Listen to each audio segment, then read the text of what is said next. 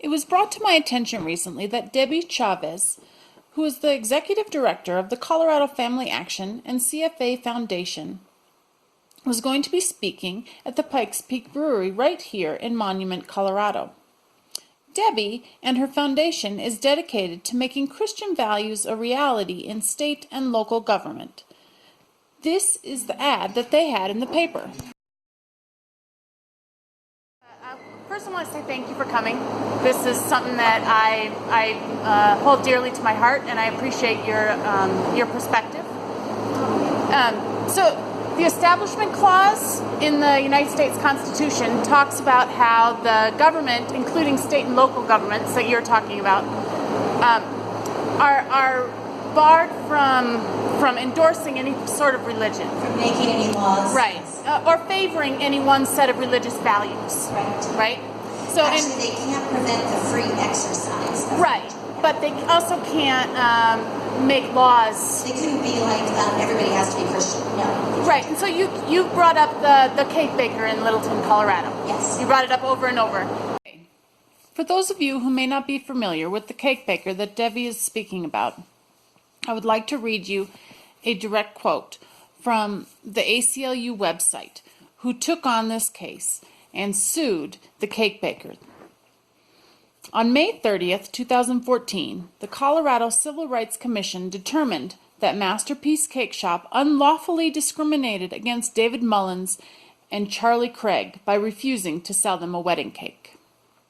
David Mullins and Charlie Craig visited Masterpiece Cake Shop in July of 2012 with Craig's mother to order a cake for their upcoming wedding reception. Mullins and Craig planned to marry in Massachusetts and then celebrate with their family and friends back home in Colorado. Masterpiece owner Jake Phillips informed them that because of his religious beliefs, the store's policy was to deny service to customers who wish to order baked goods to celebrate a same-sex couple's wedding. End quote. And that cake baker applied for and maintains state licenses in order to become a cake baker, Correct. which puts him in a position of being ruled under the state and local governments, right? And so, so my question to you is, how do you plan to, or how do you intend to make Christian values a reality in state and local government without violating the First Amendment? Well, and this is where you have to understand the difference of being allowed to think and being allowed to express. So that's why we actually are allowed the free exercise. That means expression. Exercise is an action. It's not just something you think. Mm-hmm. So we're all allowed to think and have a conscience, but if you could never act on your conscience, you could never do anything. Like, you couldn't even open your front door. Wait. We were not talking about your right to freely exercise your religious beliefs in your own home. We were talking about a business owner in a business that is licensed by the state of Colorado discriminating against someone because of their sexual orientation. I am not asking about, nor did I mention anything about anyone's right to express their religious values in their own home. It is a belief system in action, and that's where the difference comes in. So, if he was, it's kind of like the disability rights. When you look at that and we have laws that actually make sure that things are ADA compliant so that people can come in and use those services, nobody's banned from using his services at all.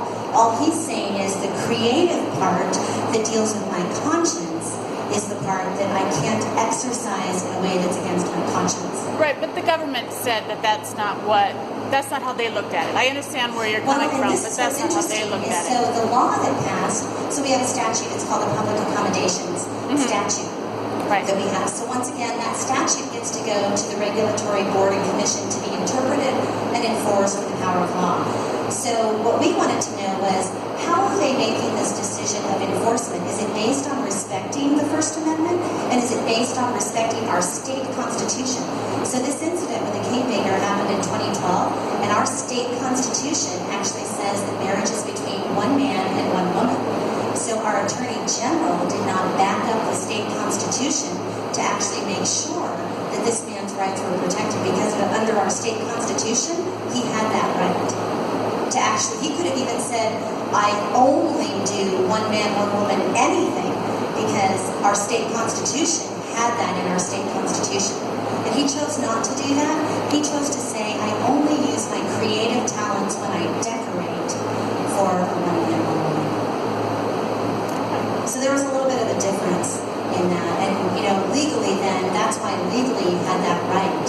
It's just that it's unfortunate when we have the law being exploited and disregarded.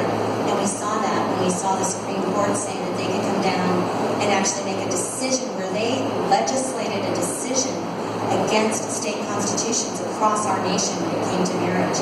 And so this is where we've really lost our balance of power that our nation was set up on in the foundations.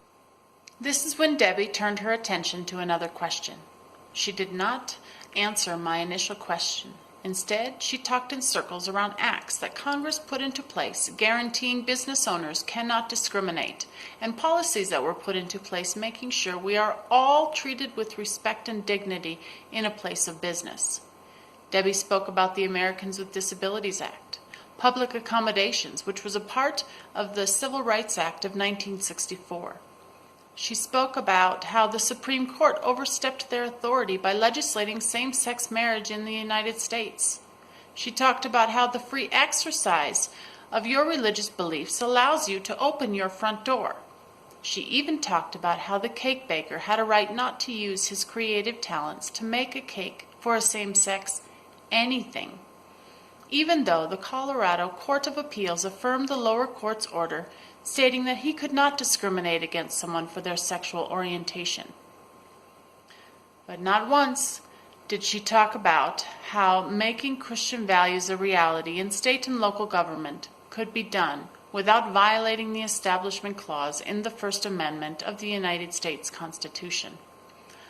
I am a firm believer in everyone's right to religious freedom. The only way to make that a reality is to make sure the government does not hold one religious values higher than any other. To make true religious freedom a reality, the courts have held time and time again that if you are a business owner, you may not discriminate, period. I'm happy to say that the state of Colorado, for the second year in a row, has killed a bill that would have allowed religious discrimination in our great state. I'm sad to be writing at a time that our new president is contemplating a religious discrimination executive order. This order would allow for anyone who owns a business in the United States the rights Debbie was speaking about and is extremely unconstitutional. This is a violation of so many laws, it hurts my heart. I want to thank the ACLU and all the attorneys who have become our first responders defending the Constitution in the past few weeks. I challenge each and every one of you to look around, pay attention, and if you see discrimination happening, please stand up. My new saying has been, when they suppress, we get loud. This is your time to decide if you will be on the right side of history. I ask, will you get loud?